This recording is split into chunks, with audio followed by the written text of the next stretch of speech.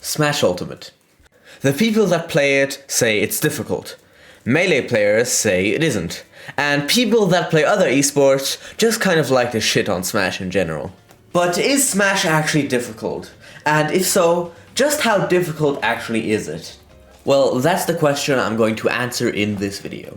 Before we start, I just want to say that I make videos in this sort of style every week. For example, my last video was about the easiest character in Smash Ultimate. So if you like these kind of videos, make sure to subscribe. I'm trying to reach 100 subs by the end of the month, so if you could help me with that, I would really appreciate it. There are many things that could make Smash difficult, but mostly they get grouped into two separate categories. The first is Techskill. Things that require you to just learn the inputs. Don't think, just do. Combos, for example. Different characters have different combos. As I said in my previous video, some combos are harder to do than others. Some take 5 minutes to learn, and others can take hours to get down. But in the end, it just comes down to knowing the proper inputs and being able to execute them correctly. I have to say that in this regard, pretty much every other fighting game is more difficult than Smash Ultimate, but in Smash, knowing the proper inputs isn't everything to comboing. Because in Smash there's stuff like DI. When you're comboing, you need to react to DI, and that can make it way more difficult. But that's not the kind of combos I'm talking about here. I'm talking about guaranteed combos. Combos that will always hit. Movement is another thing that takes some practice to get down. And I'm not talking about just dash dancing, but character-specific techniques, like Palutena's teleport cancels. Or options like wave landing. Movement is a topic that I feel like isn't talked about enough, so it'd be cool to see a discussion about it in the comments. One other thing that can be categorized under Techskill: parries. Parrying can be a very helpful tool in a player's kit. You always have a frame advantage, and you can almost always punish your opponent by hitting your shield. A quick aerial out of parry can get you some percent, start a combo, or even kill sometimes. And heck, even smash attacks can work out of parries. Although the technique was overrated by lots of people when the game came out, and now isn't really talked about anymore, doesn't mean that it can't be helpful. It does take practice, but there is a substantial reward for learning to do it consistently. Obviously, that isn't all that can be categorized under Techskill, but I think those are the main things for Ultimate. As I said, Smash Ultimate is easier in regard to Techskill than other fighting games, but in terms of the second category, things can get a lot more difficult. Before I continue, I just want to say that if you're finding this video entertaining or informative in any way, make sure to leave a like. It really helps me out in terms of the algorithm, and it also lets me know if I should do more videos on these kind of topics. Mind play. No. Thinking? I don't fucking know. What the hell did I call it in my script? Mental game. Whatever. Things like adapting, baiting, neutral, advantage and disadvantage. It's this that is the hardest in Smash. Neutral, as an example, can be very simple if you just think about the concept. I want to hit my opponent, and he wants to hit me. I don't want to get hit, I want to hit him first. The most basic example of neutral is Pikachu on one side of the stage, and the other character on the other side. In-game, Pikachu is just doing two things. He's jumping, and then he throws out a T-Jolt. But the situation is way more complex than what you actually see on screen. The Pikachu player is thinking, okay, I'm going to see how my opponent reacts to my T-Jolt. The Pikachu player notices that his opponent will always try to shield the T-Jolt. So the player throws out another T-Jolt, runs after it, and grabs the opponent that is trying to shield the T-Jolt. And that was a very basic example of neutral. In reality, actually playing neutral is incredibly complex. Different characters play neutral completely differently.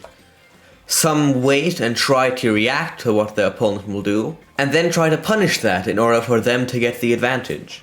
Other characters rush in and try to overpower their opponent with quick and safe moves. Some other characters really try to stay back and keep their distance from their opponent, camping with projectiles, and waiting to see how their opponent will try to approach them. They try to notice a pattern, and then they camp, their opponent approaches, they figure out how their opponent will approach, and they punish accordingly.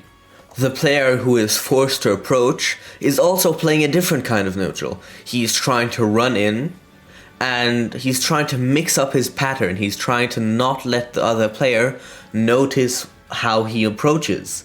And then he might create a false pattern, and then approach completely differently and gain the advantage that way.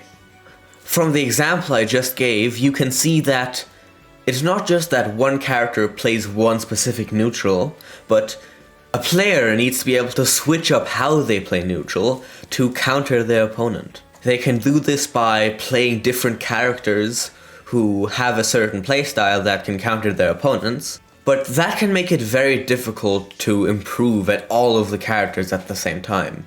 What a player is more likely to do is learn to play different types of neutral with a single character. Even if the character doesn't particularly excel with that kind of neutral, a good player still has to know how to play that neutral with that character. They need to be able to switch up how they play neutral mid-game, adapting to the situation while it unfolds.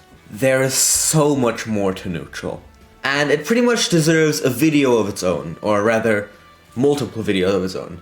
There's actually an entire channel on YouTube dedicated to teaching people how to play neutral.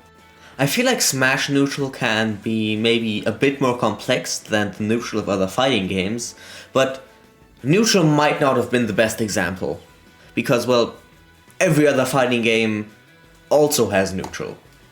And pretty much everything that I've just said can also be applied to other fighting games. An example that is more exclusive to Smash is Ledgetrapping. And well, it is more exclusive to Smash because there is no ledge in almost any other fighting game.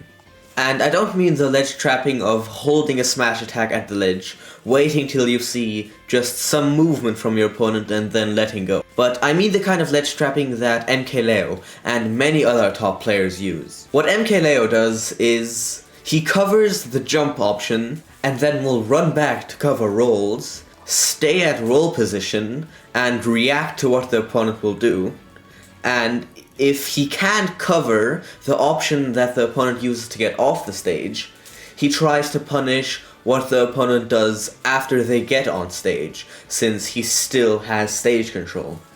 In all of the ledge trap situations, he will always make mental notes of the opponent's option.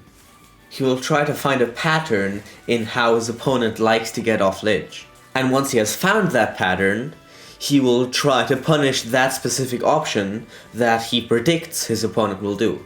But mostly while he is doing this, he will also stay safe enough to still punish any other options that his opponent might choose. This finding out about patterns and punishing them is called adapting. With the examples I've given, you can see that the mental ability you need to succeed at Smash makes this game very difficult. I've just been giving examples in this video, so for the true difficulty of Smash, you can take this video and multiply it by 5 or 7 or whatever. As for comparing it to other fighting games, I'd say Smash is definitely not one of the easiest, and probably is also more difficult than the average fighting game, but is definitely also not one of the hardest. To answer the question in the title of this video, yes. Yes, it is. Thank you so much for watching to the end, I really appreciate it. If you're still here, you probably enjoyed this video. And if you did, then you'll probably also like this video. It's pretty much about the opposite of what I'm talking about in this video. It's about who the easiest character in this difficult game actually is. Can infinite stupidness cause you to lose your sentience?